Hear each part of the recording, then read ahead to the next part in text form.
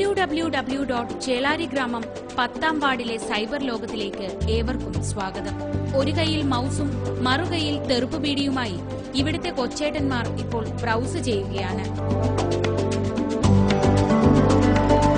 chattucyber10@gmail.com open ചെയ്തു നോക്കൂ. സുഹൃത്തുക്കളുടെ മെയിലൊന്നും വന്നിട്ടില്ലെങ്കിൽ ഇവർ അസ്വസ്ഥരാകും. കാരണം ഇതൊരു സൈബർ ഗ്രാമമാണ്.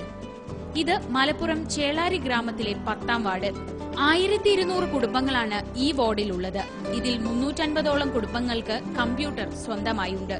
ഈ സാഹചര്യത്തിൽ മുഴുവൻ ഗ്രാമവാസികളെയും കമ്പ്യൂട്ടർ പരിശീലനം നൽകി ഒരു വാർഡ് സൃഷ്ടിക്കാൻ ഒരുങ്ങുകയാണ് ഇവിടുത്തെ വാർഡ് മെമ്പർ ബാബു.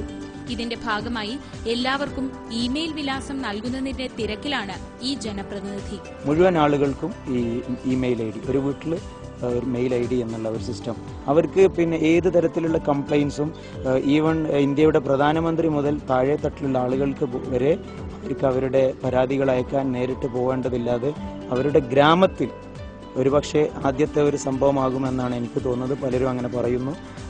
ഈ ഗ്രാമത്തിൽ അവരെ മുറ്റത്തിരുന്നുകൊണ്ട് അവർക്ക് മെയിൽ അയക്കാനും അവർക്ക് അതിന് വന്ന മറുപടികളും തേടാനുള്ള ഒരു സാഹചര്യം. വാഴപ്പഴത്തിന്റെ ഇന്നത്തെ മാർക്കറ്റ് വില എന്താണെന്ന് അറിയാനാണ് ലാപ്ടോപ്പിന്റെ കീബോർഡിൽ എരിയുന്ന ബീഡിക്കൊപ്പം നായിഡു ചേട്ടന്റെ വിരലുകൾ പരതുന്നത്.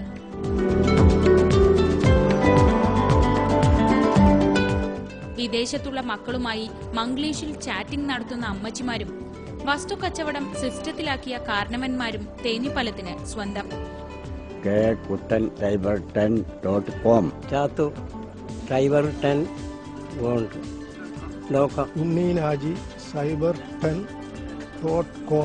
ആലിയാജി cyber10.com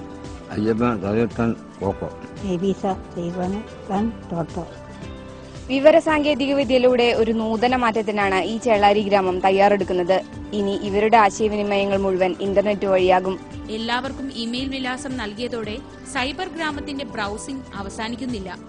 രാജ്യത്തെ ആദ്യത്തെ സൈബർ ഗ്രാമത്തിന്റെ ഡെസ്ക്ടോപ്പ് വിശേഷങ്ങൾ പങ്കുവയ്ക്കാൻ മുഖ്യമന്ത്രിയെ ഇമെയിലിലൂടെ ക്ഷണിക്കുകയാണ് മുൻമന്ത്രി ഡോക്ടർ MK മുനീർ. ഒരു വലിയ ഡിവൈഡ് ഉണ്ട്, ഡിജിറ്റൽ ഡിവൈഡ് എന്ന് പറയുന്നത്. അതിനെ കൂട്ടിച്ചേർക്കുന്നതിന് വേണ്ടിയിട്ടുള്ള ഒരു പരിശ്രമം എന്നുള്ള നിലയ്ക്ക് ഇതിന് മുൻകൈ എടുത്തിട്ടുള്ളവരെ നമ്മൾ അഭിനന്ദിക്കണം. ഇതിന് എല്ലാ തരത്തിലുള്ള പബ്ലിസിറ്റിയും ലഭിക്കണം. കാരണം മറ്റുള്ളവരും ഇത് മാതൃകയാക്കി എടുക്കണം. കേരളത്തിൽ വൻ മാറ്റങ്ങൾ ഉണ്ടാക്കാൻ പറ്റുന്ന ഒരു നടപടിയായിട്ടാണ് ഞാൻ ഇതിനെ കാണുന്നത്. ഇമെയിൽ ഗ്രാമം എന്ന പദ്ധതിയുടെ ആദ്യഘട്ടം വിജയകരമായ സാഹചര്യത്തിൽ എല്ലാ കുടുംബങ്ങൾക്കും കമ്പ്യൂട്ടർ സാക്ഷരത എന്നിവയാണ് ഗ്രാമത്തിന്റെ അടുത്ത ലക്ഷ്യം. അക്ഷയ കേന്ദ്രങ്ങൾ മുഖേന കമ്പ്യൂട്ടർ പഠനം തകൃതിയായി നടക്കുന്നു. കമ്പ്യൂട്ടർ ഇല്ലാത്തവർക്ക് ഇപ്പോൾ ലാപ്ടോപ്പ് വഴി പരിശീലനം നടക്കുന്നുണ്ട്. പദ്ധതി പൂർണ്ണമായി നടപ്പായാൽ തേഞ്ഞിപ്പലം 10ാം വാർഡിൽ പുതിയ ട്വിറ്റർ വിവാദങ്ങൾ ഉണ്ടാവുമോ എന്തോ.